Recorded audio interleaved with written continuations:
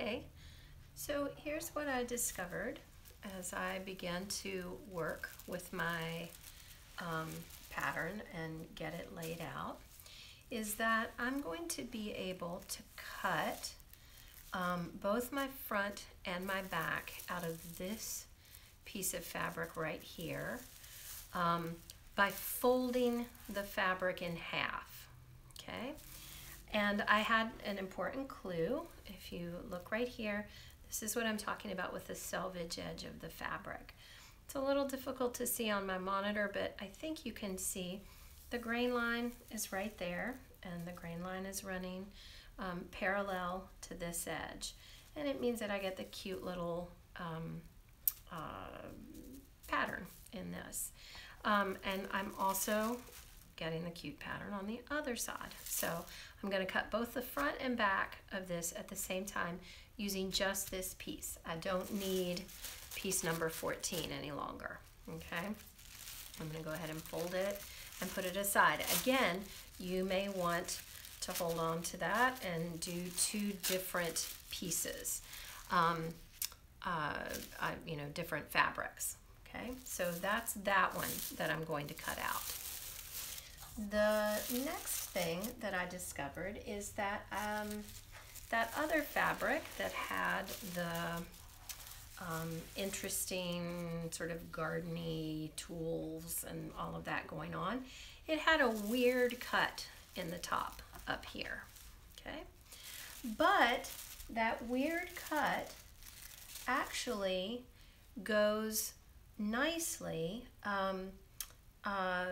It means that this piece, the straps for my tote, can get cut out of it because the grain line here is going to run perpendicular. Again, you can see, maybe I need to bring that down into the frame a little better.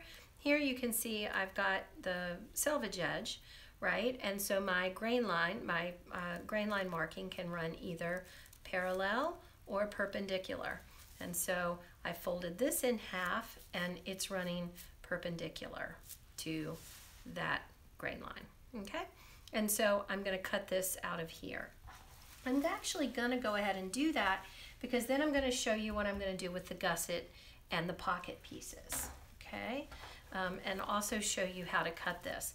Now, those of you who work in the shop know that when we're in the shop, we use pattern weights. We use some weighted pieces to go on the pattern to hold it in place on the fabric. It's going to be difficult for y'all to replicate that at home, and so an acceptable way to do it is to actually pin your pattern. If you can see, I've got pins and in the corners. You can pin your pattern to the fabric, and that's just fine also. You just want to make sure that you're nice and straight. And then I'm just going to cut the fabric along the outer edges of the pattern.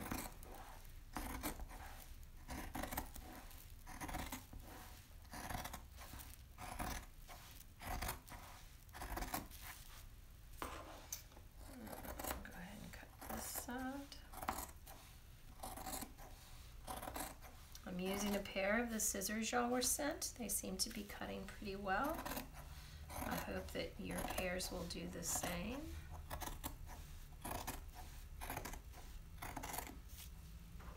Okay. And then clean up. Cut those ends. Cut that end. Okay. And then we have some scrap there. Okay. So this is the main piece for our straps. This will be both of the straps on your tote. You'll notice that I folded it in half with the wrong side looking at me on this, and I folded it in half with the right side looking at me on the front and back.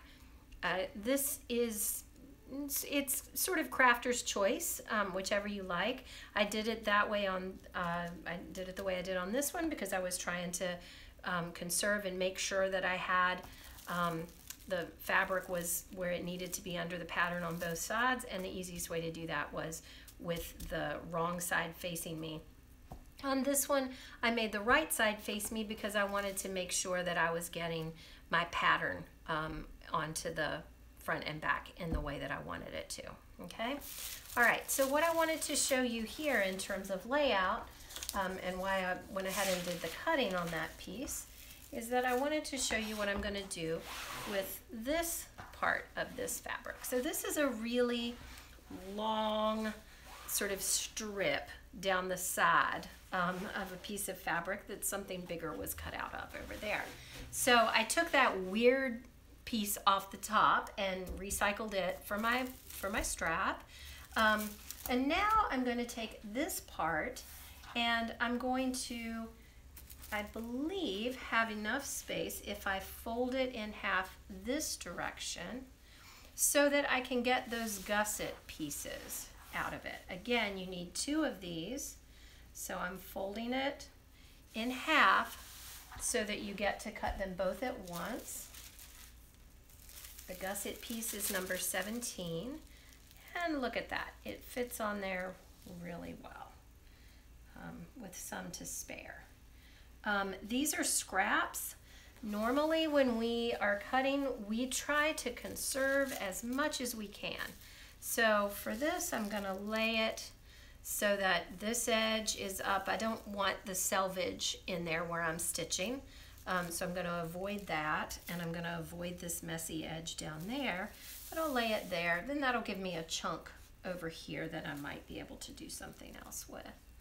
Okay, you don't wanna cut a big hole in the middle of your fabric is what you don't wanna do. Let me get my pins, okay, and pin the corners.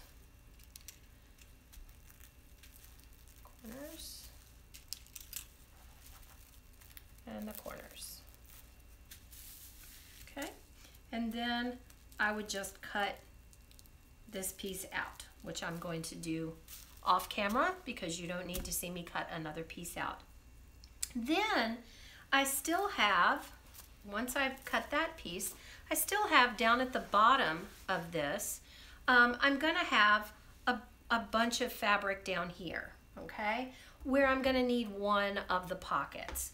So what I'm gonna do, I'm gonna go ahead and cut this part up here free from the rest of the fabric because that'll be all taken up with that. And I know I don't have enough space there. That's more than, see, more than half of that. That's not gonna, it's not gonna fit there. But my pocket piece will fit on here. And this pocket, if I'm understanding the instructions correctly, this pocket will be on the outside of your tote.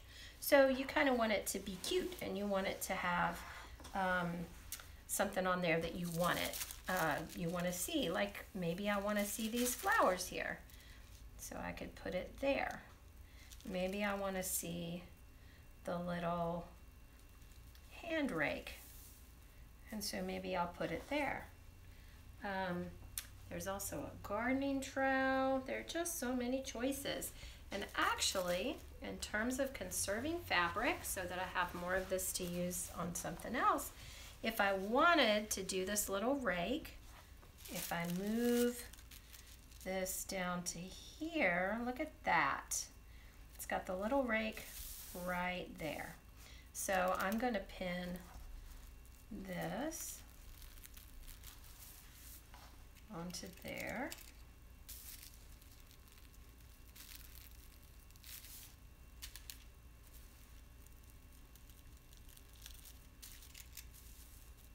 Okay, and then that'll be pretty much the center of my pocket.